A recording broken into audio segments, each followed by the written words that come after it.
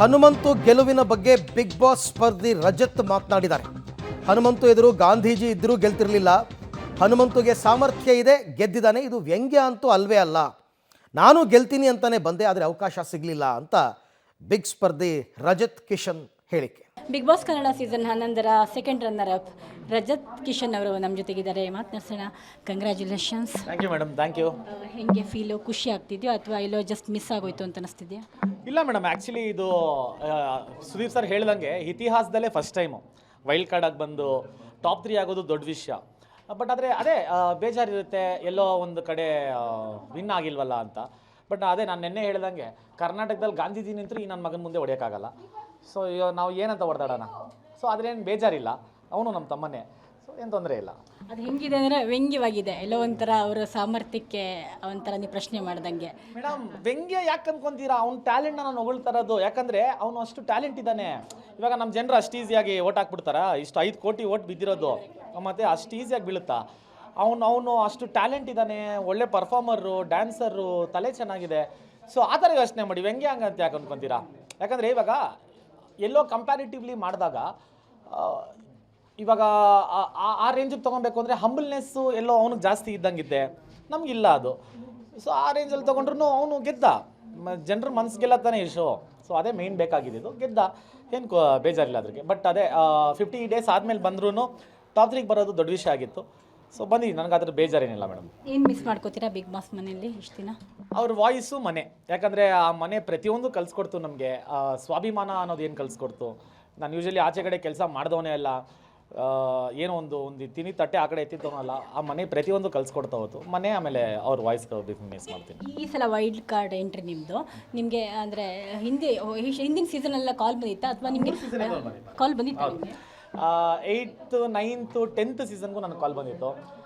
So ಅದೆಲ್ಲೋ ಮಾತುಕತೆ ಆಗ್ತಾ ಎಲ್ಲೋ match ಆಗ್ತಿರ್ಲಿಲ್ಲ. ಆಮೇಲೆ ಪ್ರಕಾಶ್ ಸರ್ಗೆ ಏನು ಒಂದು ಥಾಟ್ ಇದ್ದಿದ್ದು ಅಂದರೆ, ನಾನು ಆ್ಯಕ್ಚುಲಿ ತುಂಬ ಆಚೆಗಡೆ ಪಾರ್ಟಿಗಳಲ್ಲಿ ನೋಡಿರೋದು ಪ್ರಕಾಶ್ ಸರ್ನ. ತುಂಬ ಫ್ರೆಂಡ್ಲಿ ಇವನು, ಬಿಗ್ ಬಾಸ್ ಮನೆಗೆ ಹೊಂದ್ಕೊಳಲ್ಲ ಅನ್ನೋ ಥರ ಒಂದು ಕ್ಯಾರೆಕ್ಟರ್ ಇತ್ತು. ಬಟ್ ನಾನು ಹೇಳಿದೆ, ಇಲ್ಲ ಸರ್ ಅಷ್ಟು ಒಳ್ಳೆಯವನಲ್ಲ ನಾನು, ನನಗೆ ಯಾರನ್ನೋ ಕೆಣ್ಕರೆ ನಾನು ಮಾತಾಡ್ತೀನಿ ಅಂತ ಇತ್ತು. ಅವ್ರು ಕಳ್ಸೋವಾಗಲೂ ಪಾಪ ಡೌಟಲ್ಲೇ ಕಳಿಸಿದ್ರು. ಹೋಪ್ಫುಲಿ ನನ್ನ ವ್ಯಕ್ತಿತ್ವ ಏನಿತ್ತು ನಾನು ಅದ್ರ ಪ್ರಕಾರ ನಡ್ಕೊಂಡಿದ್ದೀನಿ. ಅದು ಜನಕ್ಕೆ ಇಷ್ಟ ಆಯಿತು. ಅದನ್ನು ಇಷ್ಟು ದೂರ ಕರ್ಕೊಂಬಂದಿದ್ದು ಐ ಆಮ್ ಆಲ್ವೇಸ್ ಬ್ಲೆಸ್ಡ್. ಗೆಲ್ತೀನಿ ಅನ್ನೋ ಕಾನ್ಫಿಡೆನ್ಸ್ ಅಫ್ಕೋರ್ಸ್ ಪ್ರತಿಸ್ಪರ್ಧಿಗೂ ಇರುತ್ತೆ. ನಿಮ್ಗೆ ಜಾಸ್ತಿ ಇತ್ತು ಅನ್ಸುತ್ತೆ? ಇತ್ತು. ಅಂದರೆ ಅದೇ ನನ್ನ ವ್ಯಕ್ತಿತ್ವ ಏನಂತಾರೋ ಅದನ್ನು ನಾನು ಉಳಿಸ್ಕೊಂಡು ಬಂದೆ. ಸೊ ಜನ ಕರ್ಕೊಂಬಂದು ನಾನು ಯಾವತ್ತೂ ಇಡೀ ಸೀಸನಲ್ಲೇ ಬಾಟಮ್ಗೆ ಹೋದವನಲ್ಲ. ಅಂದರೆ ಬಾಟಮ್ 2 ಬಾಟಮ್ 3ಗೆ ಹೋದವನಲ್ಲ.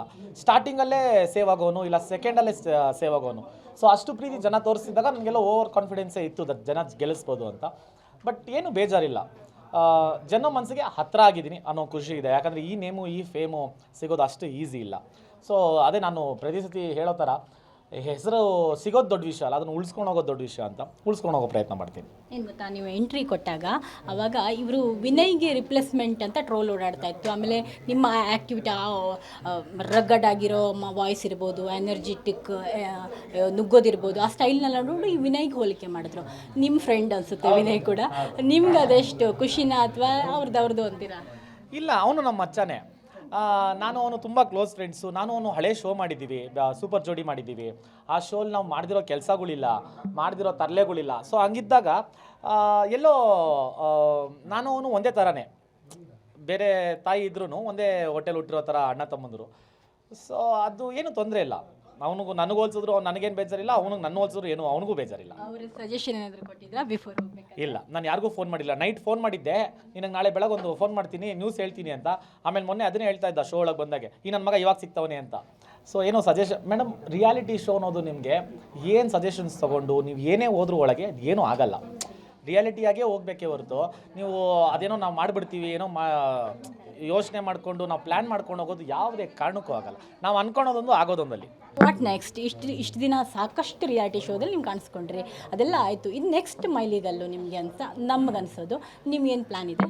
ಅದು ಸುದೀಪ್ ಸರ್ ನನಗೊಂದು ಮಾತು ಕೊಟ್ಟಿದ್ದಾರೆ. ಸೊ ಅದು ಹೇಳೋದಕ್ಕಿಂತ ಕಾರ್ಯರೂಪಕ್ಕೆ ತರೋದು ಚೆನ್ನಾಗಿರುತ್ತೆ. ಶಾರ್ಟ್ಲಿ ಬರ್ತೀನಿ. ಯಾಕಂದರೆ ನಿಮ್ಮನ್ನ ನೋಡಿದಾಗ ಎಲ್ಲರೂ ನೆಗೆಟಿವ್ ರೋಲ್ಗೆ ತುಂಬ ಸೆಟ್ ಆಗ್ತಾರೆ ರಜತ್ ಅಂತ. ನಿಮಗೆ ಅದೇ ಆಸೆ ನನಗೂ. ನಾನು ನೆಗೆಟಿವ್ ರೋಲ್ ಇನ್ನೂ ಚೆನ್ನಾಗಿ ಮಾಡ್ತೀನಿ ಅಂತ ನನಗೂ ಒಂದು ನಂಬಿಕೆ ಇದೆ. So no problem. Okay, finally ನೀವು ಒಳಗಡೆ ಇದ್ದಾಗ ಇಲ್ಲಿ ಪೊಲೀಸ್ ಕಂಪ್ಲೇಂಟ್ ಆಗುತ್ತೆ. ಮೇಡಮ್ ಅವರು ಅಕ್ಷಿತಾ ಅವರು ಕಂಪ್ಲೇಂಟ್ ಕೊಡ್ತಾರೆ ನಿಮ್ಮ ಬಗ್ಗೆ ಟ್ರೋಲ್ ಆಗ್ತಿದೆ ಅನ್ನೋದ್ರ ಬಗ್ಗೆ. ಅದು ಅವ್ರು ಬಂದ ಮೇಲೆ ಕ್ಲಾರಿಫಿಕೇಶನ್ ಕೊಡ್ತೀನಿ ಅಂತ ಅವ್ರು ಕ್ಲಿಯರ್ ಆಗಿ ಹೇಳಿದರು. ಹಾಗಾಗಿ ನೀವು ಬಂದ ಮೇಲೆ ಕ್ಲಾರಿಫಿಕೇಶನ್ ಕೇಳ್ತಾ ಇದ್ದೀವಿ. ಮೇಡಮ್ ನೋಡಿ, ಜನ ಯಾವತ್ತೂ ನಮ್ಮ ಪರ್ಸ್ನಲ್ ಲೈಫ್ನ ಇಟ್ಕೊಂಡು ಡಿಸೈಡ್ ಮಾಡಲ್ಲ. ನನ್ನ ಪರ್ಸ್ನಲ್ ಲೈಫಲ್ಲಿ 1000 ಇರುತ್ತೆ. ನಾವೇನೋ ಒಂದು ಮಾಡ್ಕೊತೀವಿ, ನಾವೇನೋ ಬಿಡ್ತೀವಿ, ಅದು ನಮ್ಮ ಪರ್ಸ್ನಲ್ ಲೈಫು. ಜನಕ್ಕೆ ನಾವು ಎಂಟರ್ಟೈನ್ ಮಾಡ್ತಾ ಇದ್ದೀವಿ, ನಾವು ಚೆನ್ನಾಗಿದ್ದೀವಿ. ಹೌದು, ಎಲ್ಲದರಲ್ಲೂ ಒಂದು ಮೌಲ್ಯ ತಥ್ಯ ಇದು ನಡ್ಕೊಳೋ ರೂಪ ಇದೆಲ್ಲ ಇರುತ್ತೆ, ಡೆಫಿನೆಟ್ಲಿ ಎಸ್. ಅದ್ರ ಪ್ರಕಾರ ನಾವು ಇರೋಕ್ಕೆ ಟ್ರೈ ಮಾಡ್ತೀವಿ. ಬಟ್ ಸರ್ಕಮ್ಸ್ಟಾನ್ಸಸ್ ಎಲ್ಲ ಇರುತ್ತೆ. ನನಗೂ ಹಳೆಯ ಜೀವನ ಇದೆ, ನನಗೂ ಒಂದು ಲೈಫ್ ಅನ್ನೋದಿದೆ. ನಾನು ಮನುಷ್ಯನೇ, ನಾನೇನು ದೇವರಲ್ಲ. ತಪ್ಪುಗಳು ನಾನು ಮಾಡಿದ್ದೀನಿ, ತಪ್ಪುಗಳು ಮಾಡಿರೋದನ್ನು ತಿದ್ಕೊಂಡಿದ್ದೀನಿ. ಸೊ ಅದು ಇವಾಗ ಆಚೆ ಬಂದರೆ ಏನೂ ತೊಂದರೆ ಇಲ್ಲ. ಅದನ್ನ ಆ ಟೈಮಲ್ಲಿ ಟ್ರೋಲ್ ಮಾಡೋದಕ್ಕೆ ಬೇಕು ಉದ್ದೇಶಪೂರ್ವಕವಾಗಿ ಮಾಡಿಸಿದ್ರು ಯಾರಾದರೂ ಇಲ್ಲ, ಮಾಡಿದ ದೊಡ್ಡ ವ್ಯಕ್ತಿಗಳಿಗೆ ಒಳ್ಳೇದಾಗಲಿ, ಏನು ತೊಂದರೆ ಇಲ್ಲ. ಅವರು ಅವ್ರ ಪಡಗ ಟ್ರೋಲ್ ಮಾಡ್ತಾರೆ, ನನ್ನ ಪಡಗ ನಾನು ಬೆಳೀತಾ ಇರ್ತೀನಿ, ಏನು ತೊಂದರೆ ಇಲ್ಲ. ಅದು ಮಾಡಿದ್ದು ಯಾರು ಅಂತ ಗೊತ್ತು. ಆ ಪುಣ್ಯಾತ್ರಿಗೆ ಇಲ್ಲಿಂದನೇ ನಮಸ್ಕಾರ ಹೊಡಿತೀನಿ. ಇನ್ನು ಜಾಸ್ತಿ ಮಾಡ್ಕೊಳ್ಳಿ, ನಾನು ಬೇಕಾದ್ರೆ 4 ಫೋಟೋ ನಾನೇ ಕೊಡ್ತೀನಿ, ಹಾಕೊಳ್ಳಿ, ಏನು ತೊಂದರೆ ಇಲ್ಲ. ಓಕೆ, ನಿಮ್ಮ ಪ್ರತಿಯೊಬ್ಬರಿಗೂ ನಾನು ಗೆಲ್ತೀನಿ ಅಂತಿರುತ್ತೆ. ನಿಮ್ಮ ಬಿಟ್ಟರೆ ಯಾರು ಗೆಲ್ತಾರೆ ಅಂತ ನೀವು ಅನ್ಕೊಂಡು ಹನುಮಂತ ಫಿಕ್ಸ್ ಆಗ್ಬಿಟ್ಟಿದ್ದು? ಹನುಮಂತನೇ ಫಿಕ್ಸ್ ಆಗ್ಬಿಟ್ಟಿದ್ದೆ ನಾನು ಹೇಳಿದ್ನಲ್ಲ. ಸೊ ಅವನ ಮುಂದೆ ಹೊಡೆದ್ರೆ ತುಂಬ ಕಷ್ಟ ಆಯಿತು. ಅವನೇ ಗೆಲ್ತಾನೆ ಅಂತ ನಂಬಿಕೆ ಇತ್ತು, ಅವನೇ ಗೆದ್ದ. ಸೊ ಆಲ್ ದಿ ಬೆಸ್ಟ್ ನಿಮ್ಮ ಫ್ಯೂಚರ್ಗೆ. Thank you so much. So ಇದು ರಜತ್ ಅವರ ಮಾತಾಗಿತ್ತು. ಕ್ಯಾಮ್ರಾ ಪರ್ಸನ್ ಪರಮೇಶ್ ಜೊತೆ ಭಾರತಿ, ಪಬ್ಲಿಕ್ ಟಿವಿ.